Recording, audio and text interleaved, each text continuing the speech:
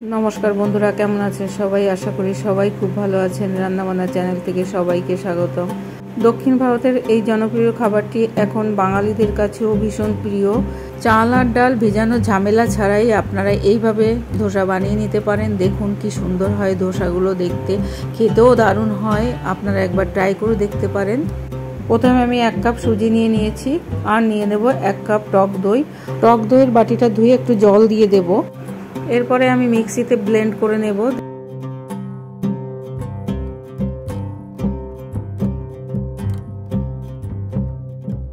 এরপরে আমি মিশ্রণটাকে 30 মিনিট মতো ঢেকে রেখে দেব। ধোসার পুর তৈরি করার জন্য আমি প্রথমে টমেটো আর পেঁয়াজ কেটে নেব। আমি দুটো আলুর জন্য দুটো পেঁয়াজ আর দুটো টমেটো কেটে নিয়েছি।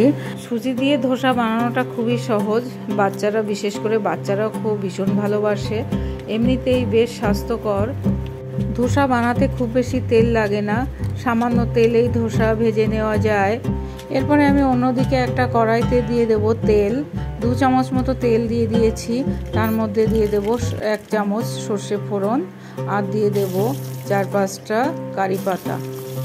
এরপরে দিয়ে দিলাম পেঁয়াজ কুচি, একটু ভাজা ভাজা করে নেব। পেঁয়াজ কুচি দিয়ে ভাজা ভাজা করে নিয়ে এরপরে দিয়ে দিলাম টমেটো। যে টমেটোগুলো আমি কেটে রেখেছিলাম ওই টমেটোগুলো দিয়ে দিলাম।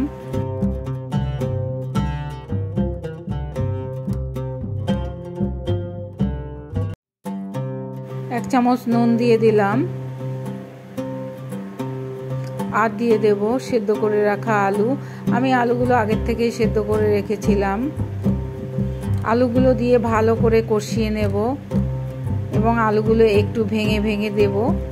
আলুগুলো যেন একটু ডুমডুম না থাকে, একটু ভেঙে ভেঙে একদম মিশিয়ে দেব। তারপরে দিয়ে দেব ধনে পাতা।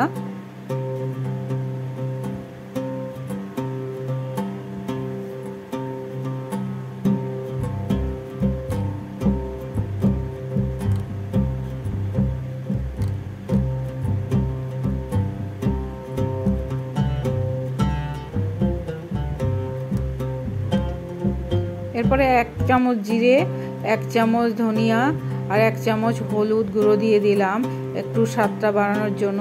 আর দিয়ে দিলাম সামান্য একটু শুকনো লঙ্কার গুঁড়ো আর একটু ভালো করে ভেজে নেব। পুরটা দেখুন আমার তৈরি হয়ে গেছে। এরপরে আমি একটা চাটনি বানিয়ে নেব। তার জন্য দিয়ে দিলাম একটু বাদাম। বাদামটা একটু ভালো করে ভেজে নেব। বাদামটা একটু ঠান্ডা হতে দিয়ে এদিকে আমি দেখে নেব ব্যাটারটা কতটা ফুলে গেছে। দেখুন ব্যাটারটা কি সুন্দর হয়েছে। এরপরে আমি ব্যাটারের মধ্যে 1 চামচ দিয়ে দেব বেকিং সোডা আর একটু নুন দিয়ে দেবো। নুনটা হয়তো একটু কম হয়েছে, সেজন্য একটু নুন দিয়ে দিলাম। চাটনিটা বানানোর জন্য আমি বাদামটা দিয়ে দিলাম আর দিয়ে দিলাম নারকেল। আমি 1 কাপ মতো নারকেল দিয়ে দিয়েছি। নারকেলটা আমার আগের থেকে ফ্রিজে স্টোর করা ছিল, সেই নারকেল কোড়াটাই আমি দিয়ে দিলাম আর দিয়ে দিলাম একটু জল। চাটনিতে তড়কা দেওয়ার জন্য আমি 2 চামচ তেল দিয়ে দিয়েছি। তার মধ্যে 1 চামচ সর্ষে ফোড়ন দিলাম আর 4-5টা কারি পাতা দিয়ে দিলাম। চাটনিটা আমি খুব সহজভাবে বানিয়ে নিয়েছি।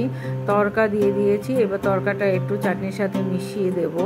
এরপরে আমি একটু নুন আর একটু চিনি দিয়ে দেবো চাটনির মধ্যে মিশিয়ে অন্য পাশে রেখে দিলাম।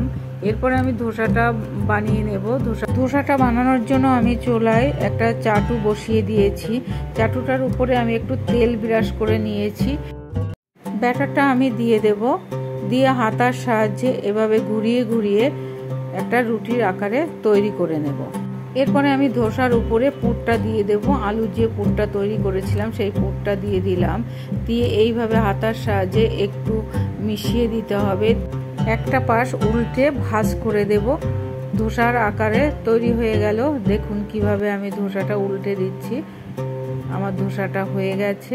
দেখুন কি সুন্দর হয়েছে, দেখতেও যেমন ভালো হয়েছে, খেতেও দারুণ টেস্ট হয়েছে। আপনারা একবার ট্রাই করে দেখতে পারেন। রেসিপিটা যদি আপনাদের কাছে ভালো লেগে থাকে তাহলে আমার সাথে থাকার অনুরোধ রইল। এইভাবে আমি সবকটা ধোসা বানিয়ে নেব। দেখুন প্রত্যেকটা ধোসা ভীষণ ভালো হচ্ছে। সকালের টিফিনে বা সন্ধ্যার টিফিনে আপনারা এটা খেতে পারেন, ভীষণই ভালো লাগে, বাচ্চারাও ভীষণ পছন্দ করে। আশা করি ধোসার রেসিপিটা আপনাদের কাছে ভালো লেগেছে। সবাই ভালো থাকবেন, সুস্থ থাকবেন, ধন্যবাদ।